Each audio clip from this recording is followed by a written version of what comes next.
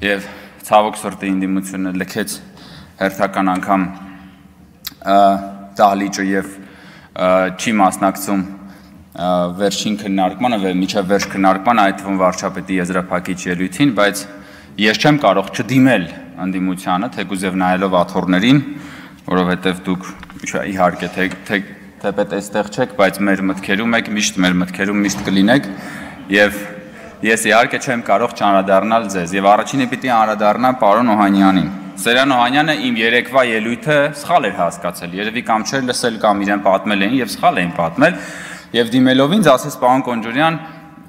դուք ասում եք, որ մենք Ժիգուլի ենք քշում, բայց մենք Ժիգուլի չենք քշում։ Ես այդպիսի բան չեմ ասել, պարոն Օհանյան, ես չեմ ասել, որ դուք Ժիգուլի եք քշում, ես ասել եմ, որ դուք Ժիգուլի եք։ Եվ բացատրել եմ, թե ինչ նկատի ունեմ, ես ասում էի, որ կա ինտերնետում շատ հայտնի մի հատ մեմ կա, նկար, որի մի կողմում Mercedes-Benz-ն է եւ տարբեր տարիներին աստիճանաբար կատարելագործվում է եւ գրված է Mercedes-Benz աստիճանական կատարելագործում եւ մյուս կողմում սովետական Ժիգուլի, որ ամեն տարի նույնն է եւ տակը գրված է Ժիգուլի ի սկզբանե կատարյալ։ Եվ ես ասում էի, քանի որ դուք ծաղրում եք անընդհատ կրթվելու մեր ուրեմն փորձառությունը, մեր հայտարարությունները, դուք հանդես եք գալիս Դանինգ Կրյուգերի էֆեկտի տրամաբանությամբ, համաձայն որի տգետները միշտ ինքնավստահ են, իսկ խելոքները կասկածում են, որովհետև տգետները նաև չգիտեն, որ իրենք տգետ են։ Եվ հետևաբար դուք ի սկզբանե կատարյալ Ժիգուլի եք, եւ այսօր Տիկին Քրիստինե Վարդանյանին ես շատ շնորհակալ եմ։ Ինքը եկավ եւ հաստատեց, հիմնավորեց իմ երեկվա ասածը։ Եկավ եւ ինչ ասեց։ Ասեց այո, նես չէ, որ մենք չենք ուզում կրթվել, բայց ասեց մեզ կարա կրթի մենակ Մաշտոցը, Կորյունը եկել Թումանյանը։ Եվ բայց այսինքն ինքը ինչ է ասում, ինքը պրակտիկորեն ասում է, որ մեզ ոչ ոք չի կարա կրթի, որտեվ Մաշտոցը, Կորյունը եւ Թումանյանը ինչքան հնարավոր էր կրթել, արդեն կրթել են։ Լավ էս գլոբուսի վրա մի հատ կենթանի մարդ չկա, որ ձեզ կարա կրթի, որ հետո ստուգի, բա դուք կրթվեցիք, թե չկրթվեցիք։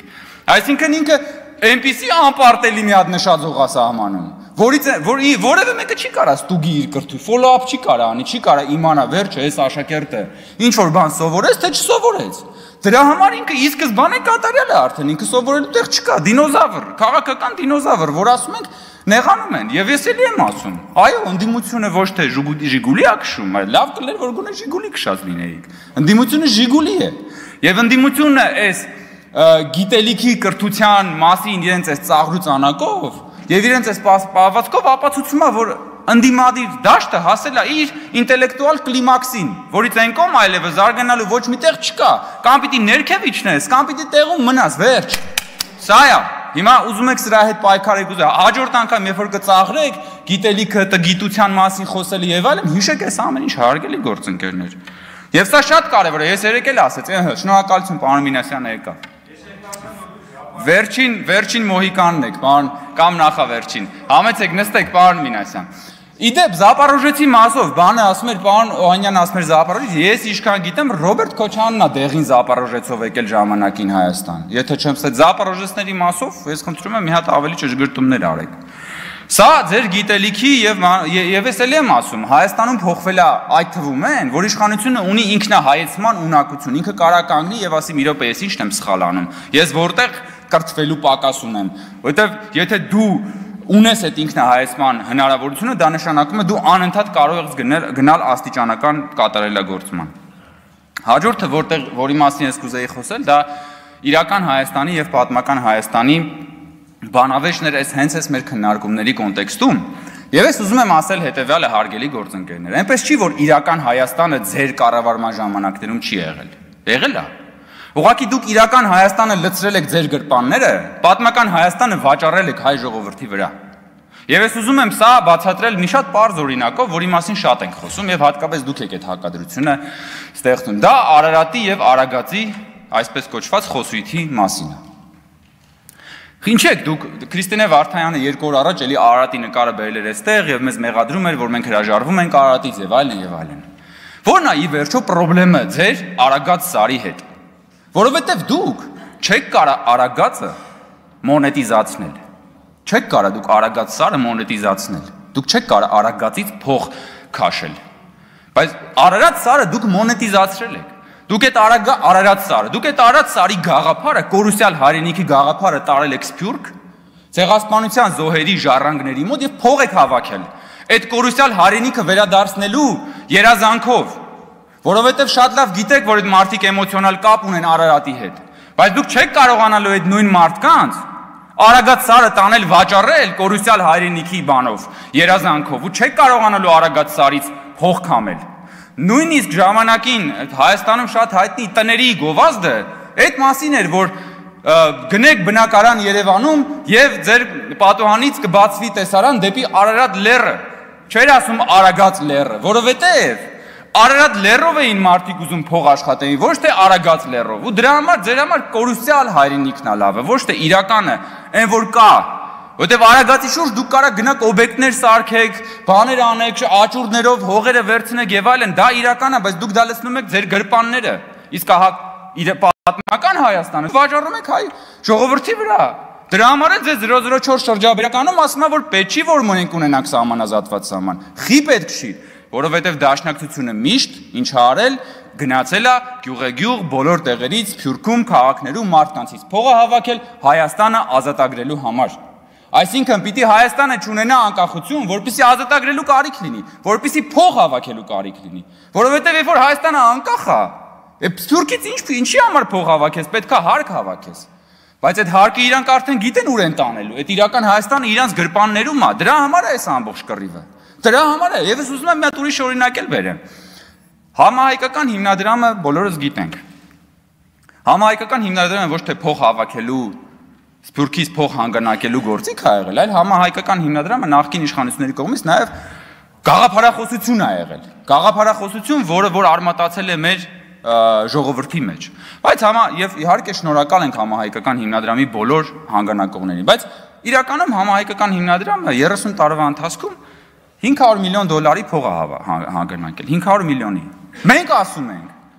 Հայաստանի Հանրապետության քաղաքացիները միայն 7 տարվա մեջ լրացուցիչ 4.3 միլիարդ դոլարի փող են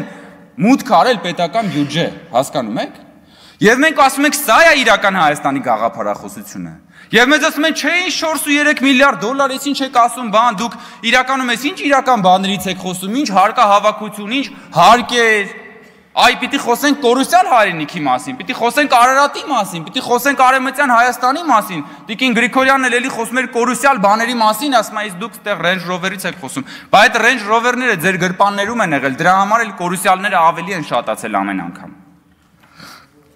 Ես կարծում եմ եւ համոզված եմ, որ այս 7 տարիների եւ մեր իշխանության ամենակարևոր թվերից այն կողմ, ամենակարևոր ձեռքբերումներից մեկը այն է, որ այն, ինչ որ 7 տարի առաջ համարվում էր ֆանտաստիկա, այսօր համարվում է նորմալ։ Եվ դա ես կարծում եմ, որ ամենամեծ քաղաքական ձեռքբերումներից մեկն է։ 7 տարի առաջ ֆանտաստիկայի ժանրից էր, որ այդ արագությամբ այդքան միլիարդավոր դոլարներ կարող է մուտք գործեին պետական բյուջե, եւ քաղաքացիները իրենց հարկերը տային։ Այսօր դա նորմալ է։ Ու մեզ քաղաքացիներն ասում են, դե լավ ինչ եկե այդքան կարում 4.3 միլիարդ, 4.3, հա նորմալ է։ Եվ ես երջանիկ եմ դրա համար, որ այսօր դա նորմալ է, բայց մի ժամանակ դա նորմալ չէր, դա ֆանտաստիկ էր։ Այն որ ժողովրդավարության համատեքստում այսօր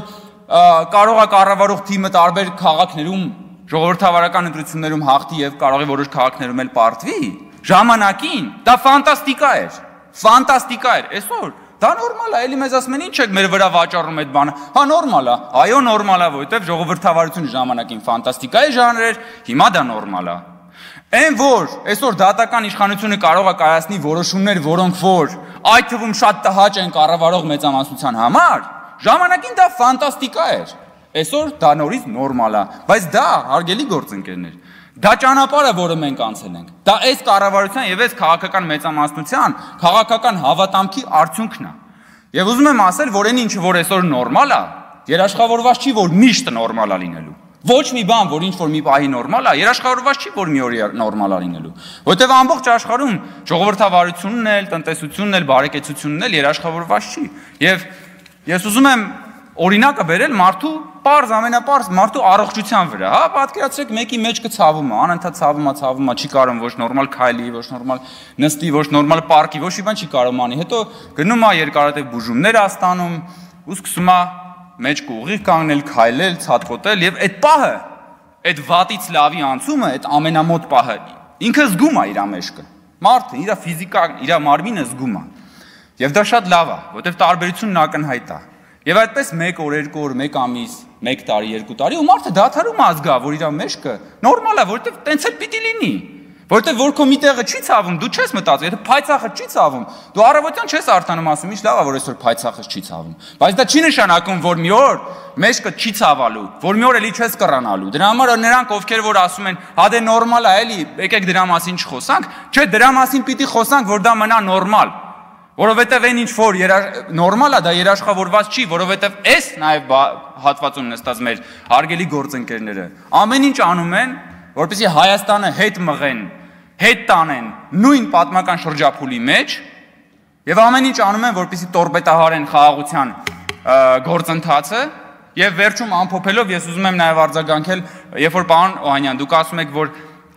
տգետ թեզ է ձեր ձևակերպումն ասում եք, տգետ թեզ է այն թեզը, որ ասում եք խաղաղությունն է անվտանգության երաշխիքը, դա ոչ թե թեզ է, դա իրականություն է, ես ձեզ ասեմ։ Երկրագնդի վրա մարդկության հայտնի պատմության ընթացքում ամենաբարեկեցիկ դարաշրջանը, որը մեզ հայտնի է, դա երկրորդ համաշխարհային պատերազմից հետո Արևմտյան Եվրոպան է, որի անվտանգության երաշխիքը իր խաղաղությունն է, որը կառուցվել է տնտեսական համագործակցության եւ խաղաղության բաց սահմանների վրա։ Հիմա դուք դա կարող եք անվանել տգետ թեզ, բայց մենք դա համարում ենք իրականություն, որից պետքա սովորել։ Իհարկե կգան կասեն մեզ մի համատեք եւ այլն եւ այլն, մենք ամեն ինչ շատ լավ հասկանում ենք, բայց մենք նորից ասում ենք, որ այո, խաղաղությունն է հայ ժողովրդի Հայաստանի Հանրապետության անվտանգության գլխավոր երաշխիքը, մենք գնալու ենք այդ ճանապարհով, քաղաքական մեծամասնությունը կառավարության հետ միասնական ջանքերով շարունակելու է գնալ այս ճանապարհով եւ այս հավատամքով։ Շնորհակալություն։ Համարժեք կամ երաշխիք։